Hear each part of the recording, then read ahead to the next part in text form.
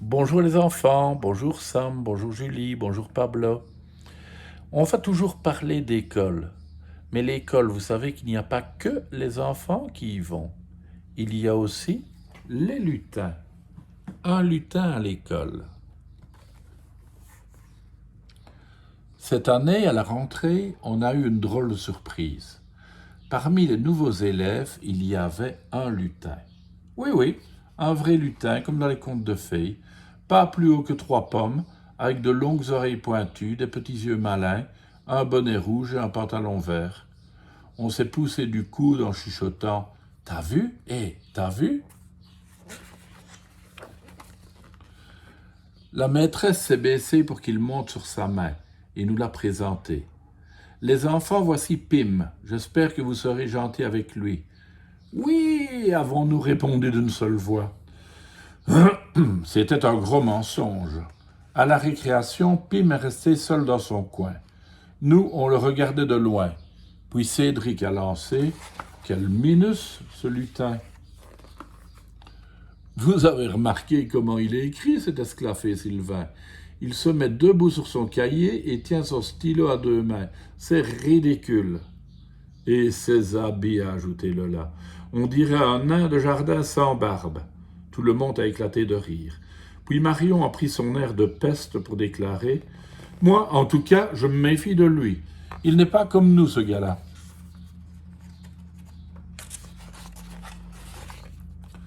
Louis, Nina, Clémentine, Violette et Enzo ont trouvé qu'elle avait raison.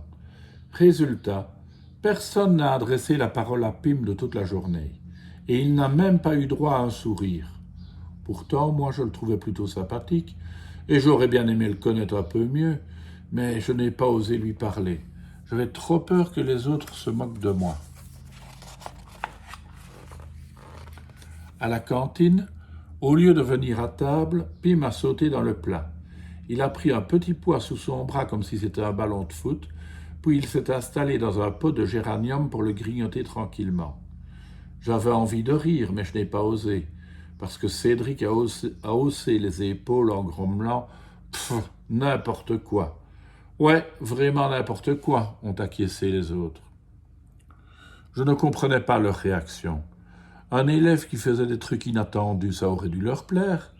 Est-ce que par hasard, ils avaient des préjugés, comme ma mamie qui déteste ses voisins sans même les connaître, juste parce qu'ils sont noirs? Le deuxième jour, Cédric et Sylvain se sont déchaînés. Chaque fois que la maîtresse écrivait au tableau, ils bombardaient Pim de boulettes de papier. Quand une boulette a frappé la maîtresse dans le dos, elle s'est retournée et a demandé sévèrement « Qui a fait ça ?» Tous les doigts se sont pointés vers Pim. Comme il y avait un tas de boulettes autour de lui, la maîtresse a cru que c'était ses réserves. « Oh, voilà des manières !» s'est-elle écriée. « Va au coin, vilain vilain lutin, ça t'apprendra à te conduire comme un voyou. »« Ce n'est pas moi !» a protesté Pim. « Ne mens pas, tes camarades t'ont vu. » Moi, je trouvais ça vraiment injuste, mais je n'ai pas osé intervenir. Je ne suis pas très courageuse dans l'ensemble. Alors j'ai fait semblant de rien, mais à vous, je peux bien l'avouer, je n'étais pas fier de moi. C'est seulement le 3e jour que je me suis décidé à réagir, quand Cédric et Sylvain ont voulu plonger Pim dans le bocal du poisson rouge. Là, je me suis vraiment mise en colère.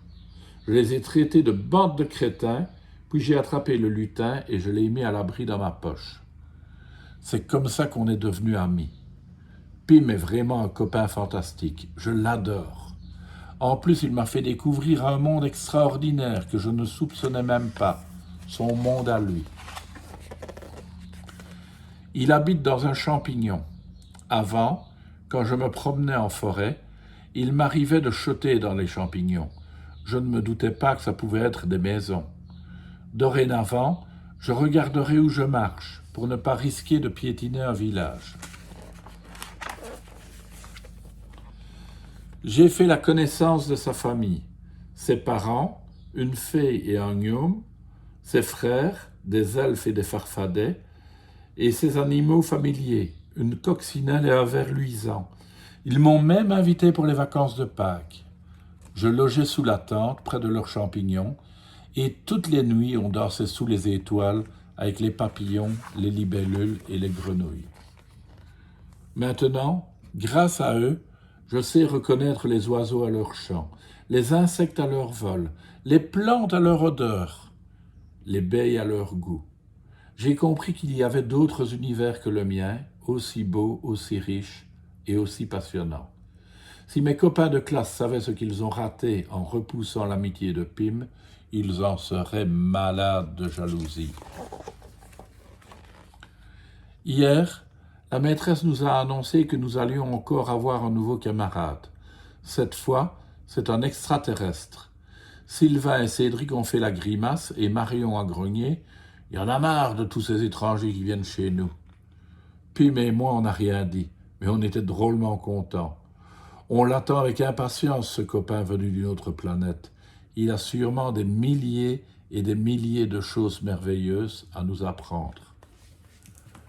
Ben oui, faut pas avoir peur des gens qui sont différents de nous. Ils ont une autre culture et ils peuvent effectivement nous apprendre des tas de belles choses. À demain les enfants.